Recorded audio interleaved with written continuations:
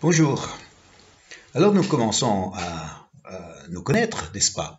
Depuis le temps que nous nous retrouvons par vidéo autour du thème de la découverte du cœur du Père. J'ai aujourd'hui juste une pensée pour tous ceux qui souffrent de cette Covid-19. C'est loin d'être terminé. Tous les jours on apprend des nouvelles épouvantables. Et aujourd'hui, comment ne pas être touché par ce que vit non seulement le pays, mais notre monde. Voilà, donc la question spirituelle, pour beaucoup, peut-être se pose en ce moment même. Et c'est une bonne chose. Dieu pourrait d'un mal tirer du bien. Notre verset aujourd'hui, c'est l'évangile de Jean, de nouveau. J'aimerais juste dire, avant de lire ce verset, que l'évangile de Jean est un ouvrage extraordinaire. Si on le lit trop vite, on a l'impression d'une succession de belles phrases, mais on n'arrive pas à vraiment comprendre la profondeur de ce que Jean veut exprimer. Par contre, si nous avons le contexte de la relation père-fils, nous comprenons que finalement l'objectif de Jean aussi, c'est de dévoiler cette relation entre le Père céleste et son Fils unique, Jésus-Christ. Alors là, ça devient une notice pour nous. Nous qui souhaitons aussi avoir cette relation père-fils, père-fille avec notre Père céleste. Ça veut dire que chaque verset prend toute son importance. On ne va pas passer dessus comme si c'est de la poésie. On dit, mais qu'est-ce qu'il a à m'apprendre, ce verset? Qu'est-ce que je peux tirer pour ma propre vie dans ma relation avec Dieu? C'est le cas encore pour le verset que nous allons aborder aujourd'hui.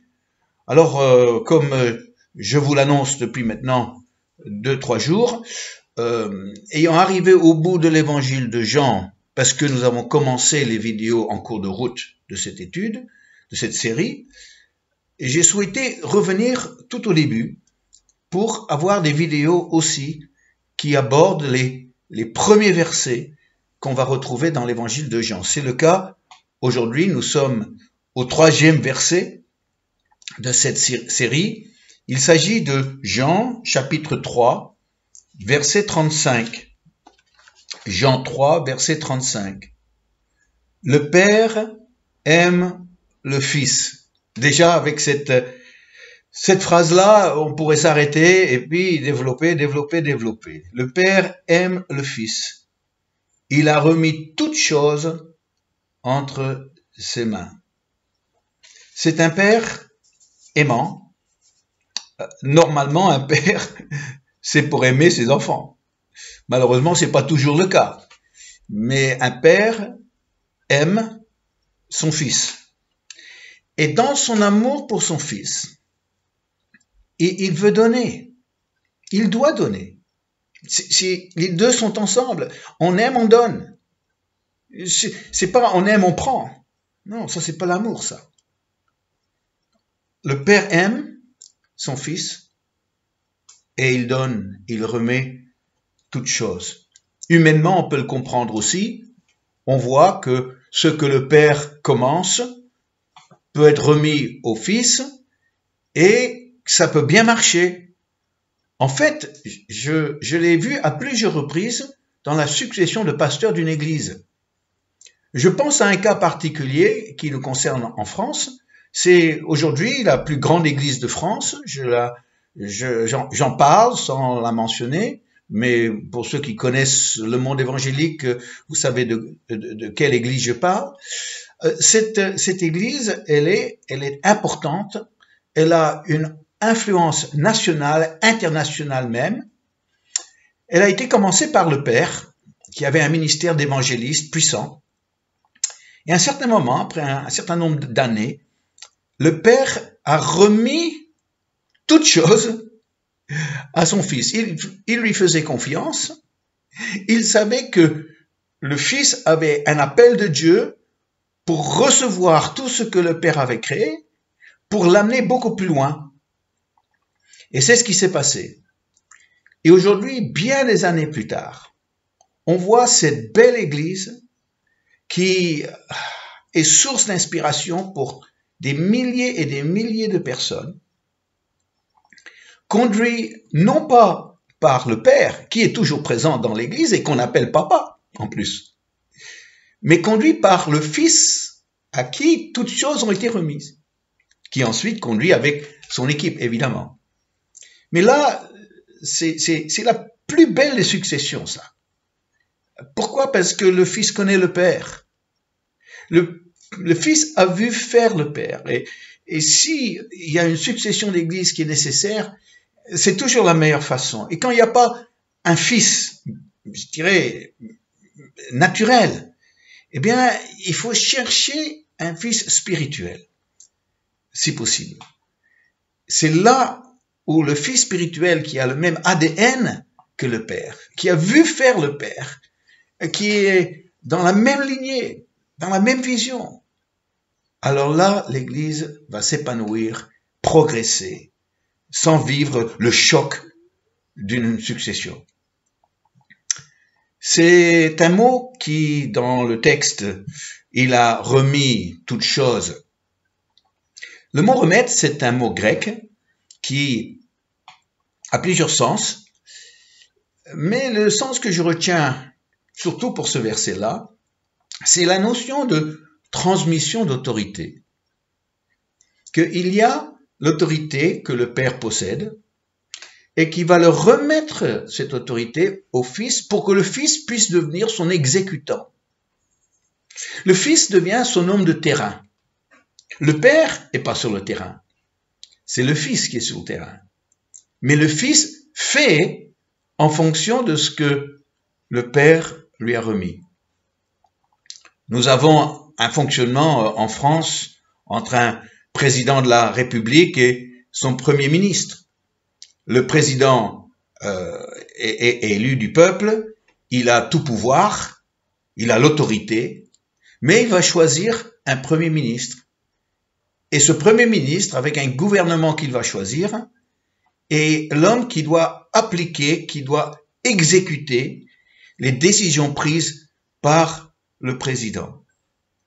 En fait, c'est comme ça que ça marche pour le royaume de Dieu. Le Père a remis toutes choses à son Fils, et le Fils, sur la terre, était l'exécutant. Jésus même, à l'âge de 10 ans, à 12 ans, en était conscient. Il devait s'occuper des affaires de son Père. Il avait reçu cette responsabilité des affaires du Père sur la terre. Et alors là, pendant les 3 ans et demi de son ministère public, c'est ce qu'il a fait. Il était l'exécutant sur le terrain. Et alors nous, qu'en est-il?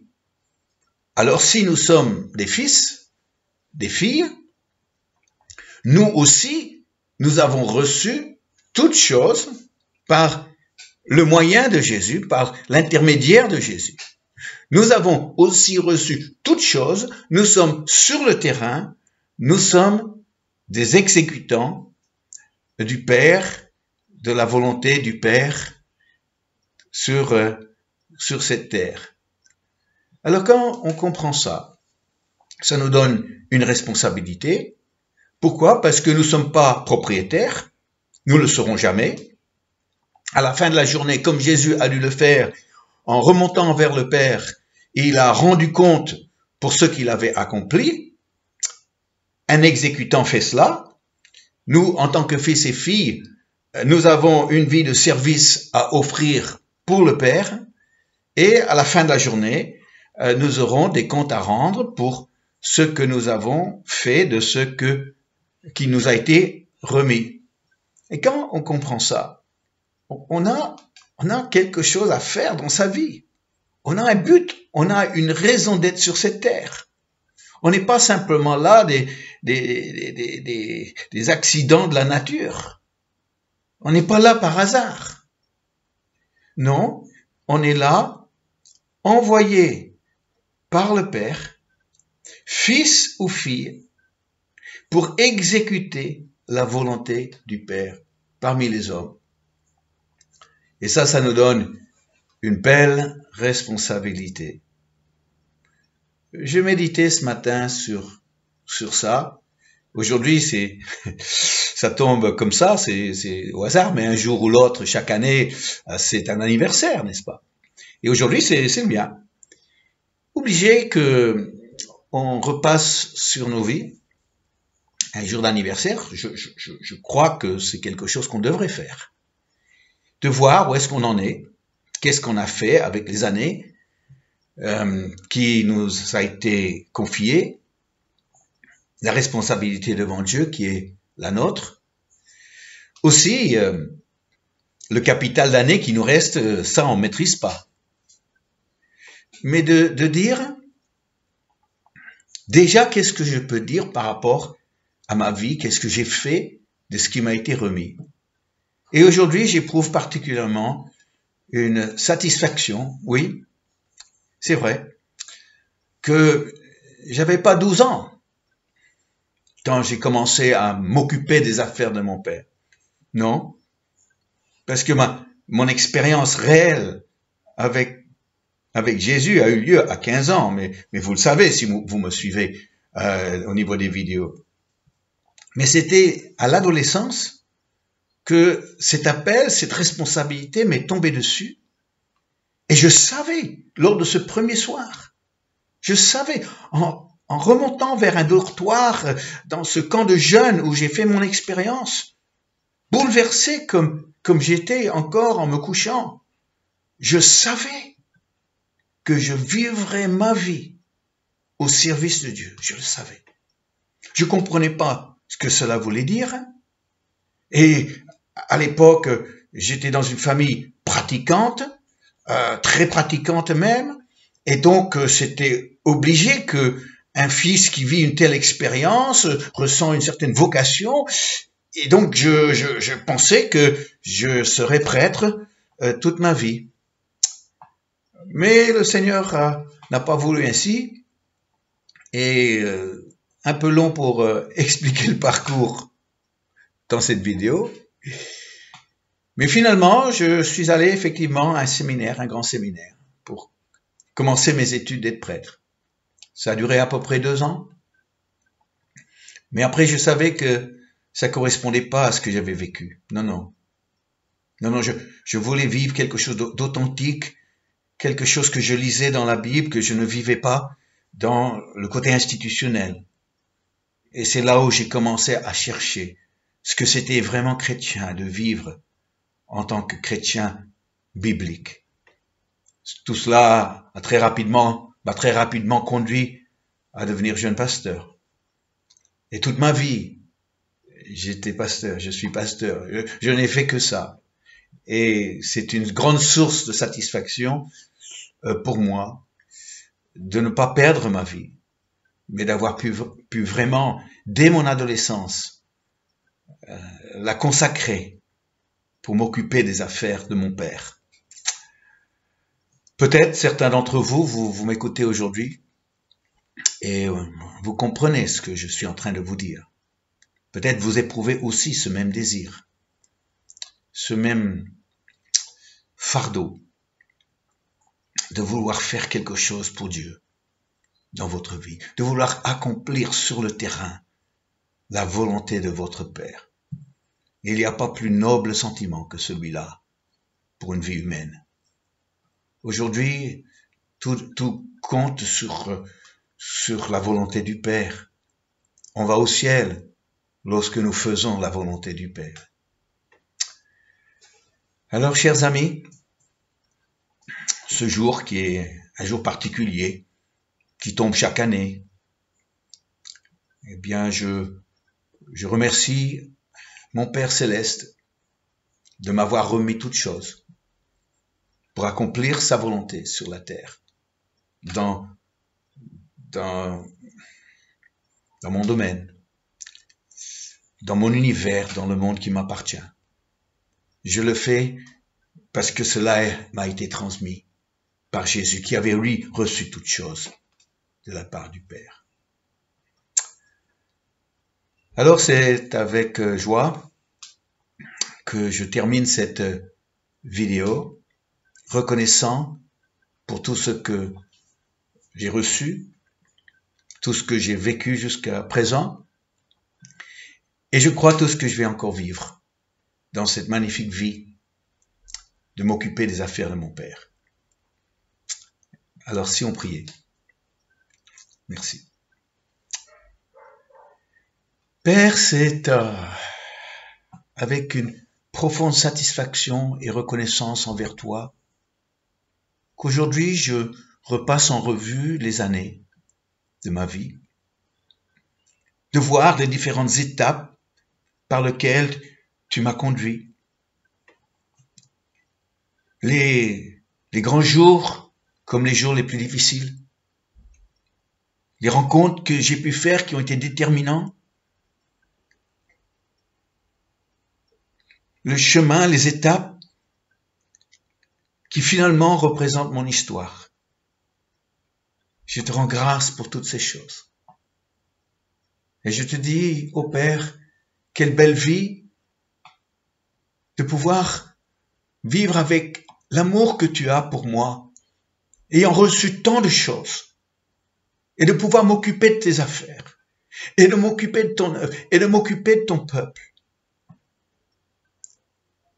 Alors Père, aujourd'hui, je n'ai qu'un merci à te dire. J'ai déjà reçu toutes choses de ta part.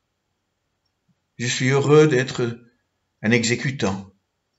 Je sais qu'un jour je vais devoir te rendre compte pour ce qui a été fait dans les années que j'ai reçues à vivre sur cette terre. J'attends ce jour avec impatience.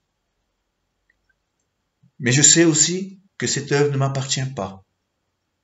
Elle reste la propriété du Père céleste. Merci mon Dieu, mon Père, pour ce privilège que tu m'accordes et que tu accordes à tous ceux qui m'écoutent.